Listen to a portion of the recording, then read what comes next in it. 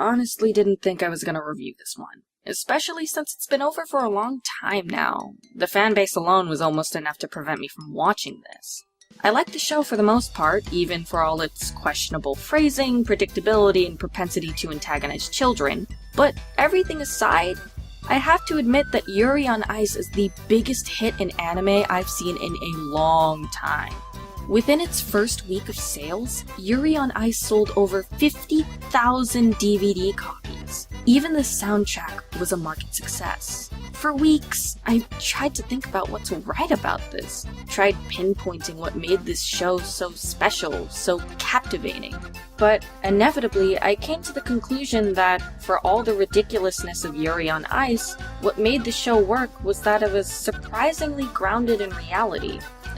I obviously didn't feel this way at first. I mean, sure, I could relate to Yuri Plisetsky a lot, but many of the characters seemed strange and exaggerated in the first few episodes, like caricatures of the real-life skaters some of them were based off of. And while episode 10 had one of the most clever and hilarious late-game plot twists I'd ever seen, stripper poles aren't usually installed in high-class banquet halls.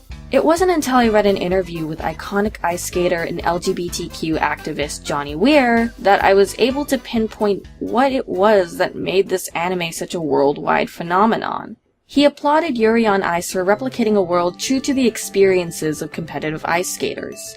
Little details like skaters going to the pool, the hotels, the banquet, and the relationships between skaters and coaches created a world worth getting invested in.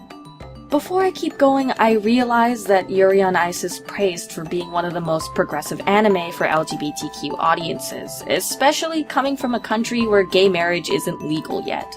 It's why most of the fans of the show probably kept watching it. And while I can't deny that Yuri on Ice is progressive, I also can't forget that sci-fi dystopian action series number 6 had a clear televised gay kiss eons before Yuri on Ice's famous but ambiguous one in episode 7. Yuri on Ice is no grandfather of progression. Dokyusei was the first gay romance film to be in theaters in Japan, and it was definitely out before Yuri on Ice. I can't even say that Yuri on Ice was popular for its central theme of anxiety, because most sports anime tend to do this anyway to create stakes and tension within the show. Sports anime, for the most part, doesn't really focus on the sport at hand at all. Like, take Free Eternal Summer, the season of Free that I absolutely loved, save for some minor nitpicks on Haru's character arc, but I'll save that for another day. The central themes revolve around coming into adulthood and the anxiety that comes with it.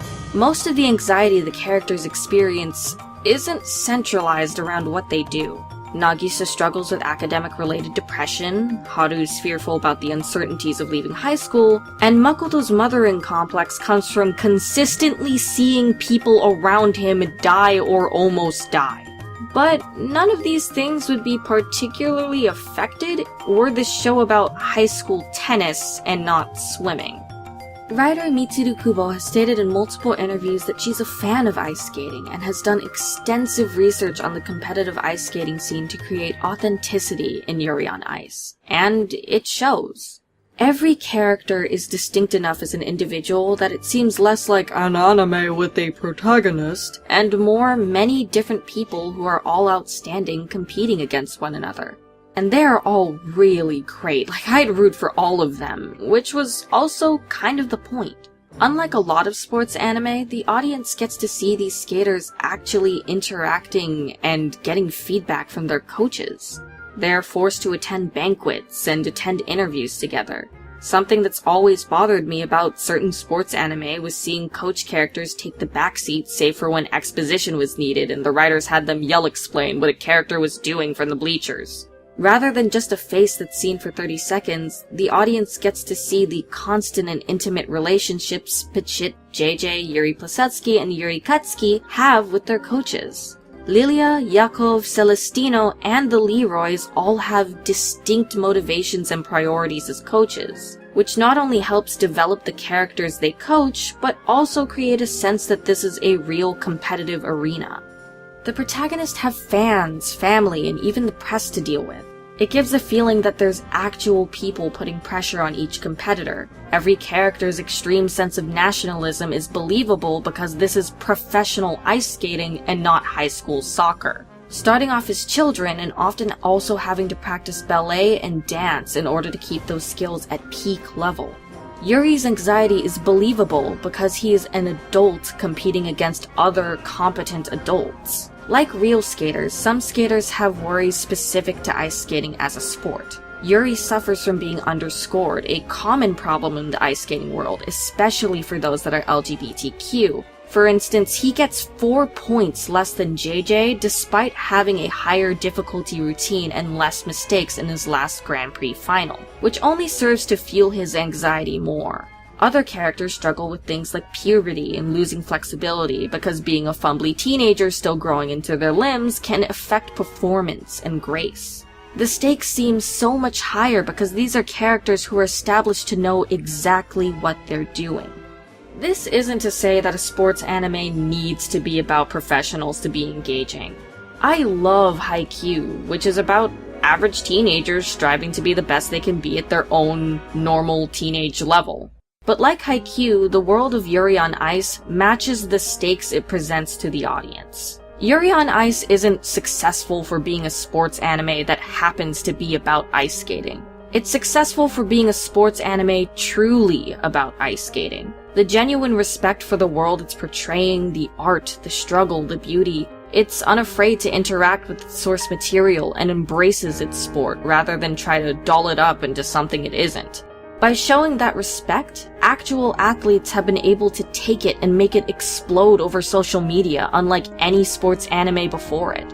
An audience doesn't have to know a lick about ice skating to appreciate a setting so painstakingly and lovingly handcrafted, to see the people who do love it appreciate it. In a world that acts real, every character, every relationship, every moment is just that much easier to fall in love with. Hey everybody, thanks for tuning in. Life's been pretty crazy, so this was a nice little side project to keep myself sane. I had way more fun with this video than I probably should have. If you like this video and also like video games, please consider checking out our sister channel Codex Entry. And if you guys have any thoughts on Yuri on Ice, I would love to hear them, so leave those in the comments below. Ciao!